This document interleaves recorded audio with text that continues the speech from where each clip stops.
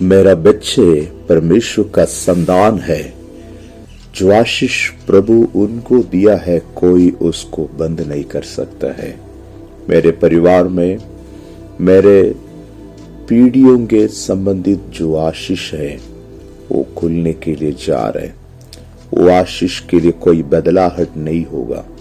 जैसे मैंने कहा वैसे कितना माता पिता अपने बच्चों के लिए बोल सकते हैं और कितना लोग विश्वास के साथ ऐसे एक स्टेटमेंट बोल सकते हैं। और उस परिस्थिति में जब हम पड़े रहते हैं, परमेश्वर इस बात आप बोलने के कारण जरूर एक नई शुरुआत आपका जिंदगी में करने के लिए जा रहे। इस धरती में अब्राहम की वाचा के संबंधित हमारे बच्चों के ऊपर में एक प्रभु की आशीष लेकर आने वाले एक डिवाइन कोड है। और सच में अगर बोला जाएगा माता पिता की आशीष के द्वारा ही बच्चों के ऊपर में आशीष आता है।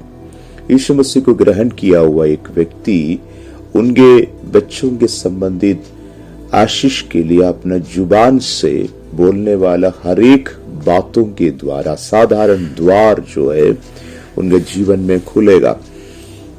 और कई बार जब बच्चों के जीवन में जब वो पराजित होता है और बहुत बार वो धीमे से चलते हैं, उन सारे रुकावट को तोड़कर एक अद्भुत छुटकारा की अनुभव उनके जीवन में प्रकट होने के बातों को आप देख सकते हैं।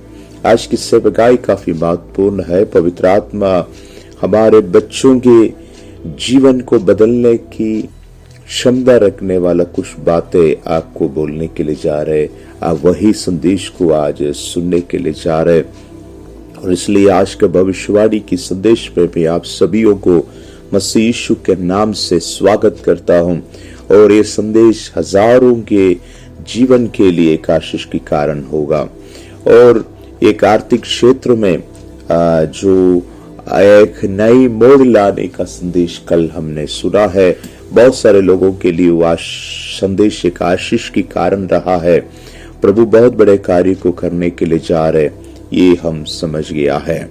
रोमियों की पत्री 4 अध्याय की 18वीं आयत कह रहा है, उसका शुरुआत की कुछ शब्दों में मैं ध्यान देना चाहता हूँ। वो यही है कि तेरा संतान इस प्रकार बनेंगे करके, और अब्राहम बहुत सारे जातियों की पिता होगा। इसके लिए आशा के विरोध में विश्वास के साथ आगे जाने की बातों को लिखा है। एक बुजुर्ग व्यक्ति के जमाने में जब उनके पास कोई संतान नहीं है और एक बच्चा का जन्म भी नहीं हुआ, परिस्थितियां अनुकूल नहीं है, सब कुछ होना मुश्किल है करके सब विश्वास करने का समय वो कह रहा है कि वातावरण में एक चमत्कार होने के लिए जा रहे।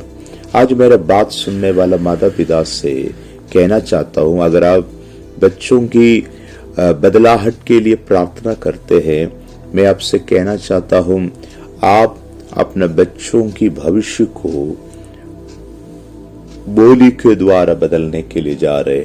ये है आशीष की साई में, और आपका जुबान एक पेन के तौर पर लेकर बच्चों की भविष्य को आप जब बनाएंगे और उसी में उनका एक बेहतर भविष्य आप देख पाएंगे।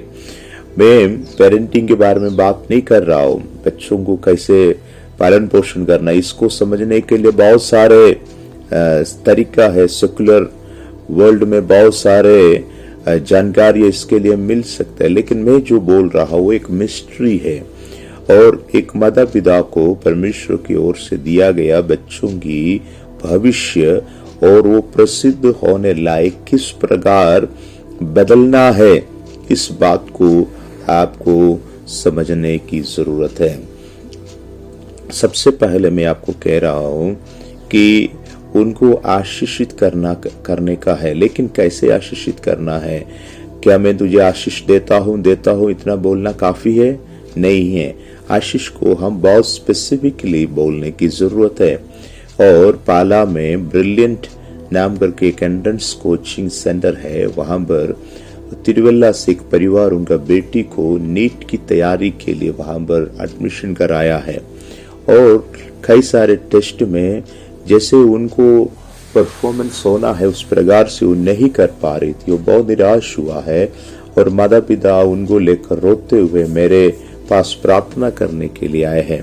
+2 में 97% मार्क है, फुल A+ है, लेकिन इसके बावजूद भी वहां पर जो पढ़ाए जा रहे हैं उसको समझ नहीं पा रही है। और हम प्रभु से पूछा, प्रभु क्या चीज की कमी है और इस बेटी के जीवन में कोई रुकावट है। उस समय पवित्र आत्मा मुझे बोला है इनका माता पिता की ओर से इस बच्चों के जीवन में आने की एक आशीष का द्वार जो है वो बंद पड़ा है और उसको ओपन करने से और इस बेटी ठीक हो सकते हैं। मैं माता पिता से कहा इस बातों को और उनको बोला किस प्रकार इनको एक ब्लेसिंग की ओर लेकर आना है और इसके बाद एक चटाई डाला है और मैंने माता पिता को कहा आप इनके ऊपर में हाथ रख करके प्रार्थना करें और यही बोले कि तेरा भविष्य अच्छा होगा, तेरा पढ़ाई अच्छा होगा। और वे लोग रोकते हुए ये बातें बोलकर उनके लिए प्रार्थना किया, वो वापस चले गया। और एक हफ्ता के बाद हमारे कलीसिया में आए और वो पिताजी ने कहा पास्टर हम थोड़ा व्यस्त है, मुझे जाना जरूरी है, लेकिन एक खुशखबरी है, पिछले एक हफ्ता से कोई दुख नहीं है, कोई परेशानी नहीं है पढ़ाई के क्षेत्र में, वो अच्छे से पढ़ाई कर पा रही है। और मैं कहने का मतलब ये है हमारे बच्चों का जीवन में अगर वो पढ़ाई में पीछे है और अगर वो बिगड़ जाते हैं, ये सब चीज सिर्फ उनका गलती नहीं है, कहीं ना कहीं उनका लाइफ में जो आशीष आना है वो लॉक पड़ा है, इसलिए ऐसे परिस्थितियां हैं।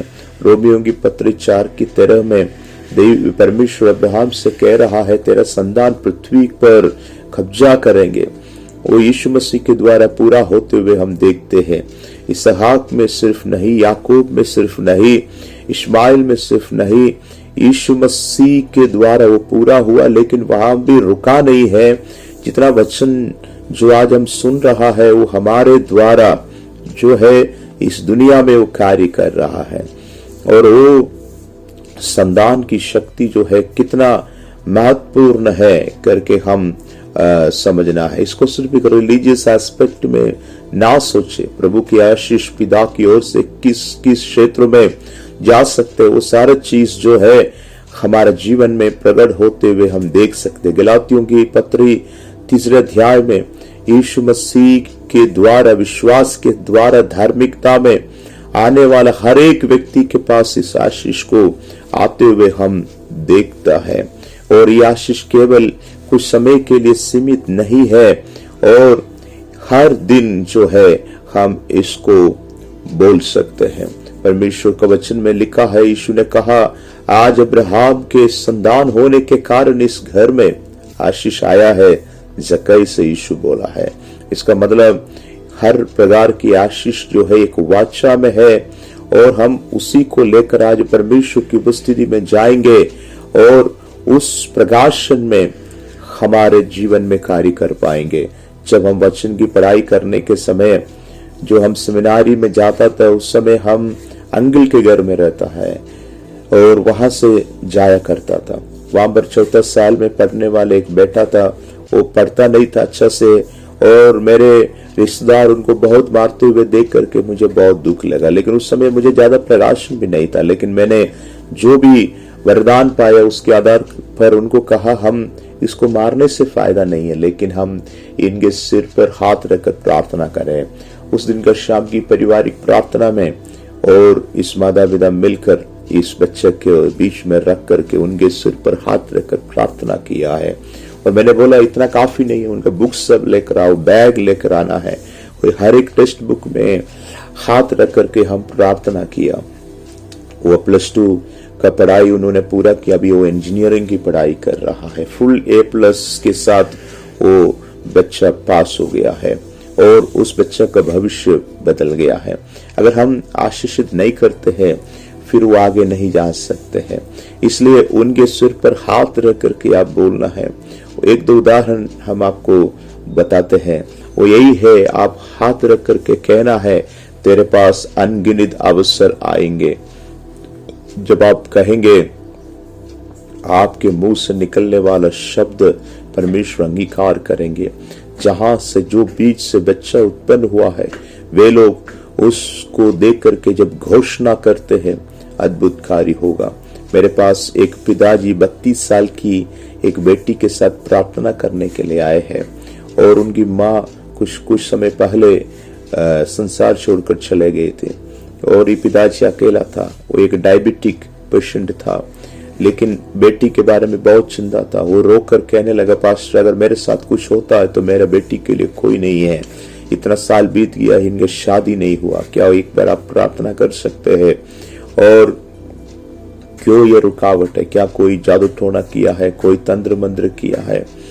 जब मैंने प्रार्थना कर रहा था, पवित्र आत्मा ने मुझे कहा है 16 साल से एक रुकावट है। वो व्यक्ति तुरंत बोला है, इनका माँ की मृत्यु 16 साल पहले हुआ है और हर शुक्रवार को 4 बजे तक वो माँ इस बेटी की भविष्य के लिए प्रार्थना करी रही और जब से उनकी मृत्यु हो गया तब से वो प्रार्थना बंद है। मैंने उनको बोला, आप उसको चालू करें और उनके सिर में हाथ रख करके रोक कर नहीं, आशीष की बात बोल करके आप प्रार्थना करने के लिए मैंने उनको कहा।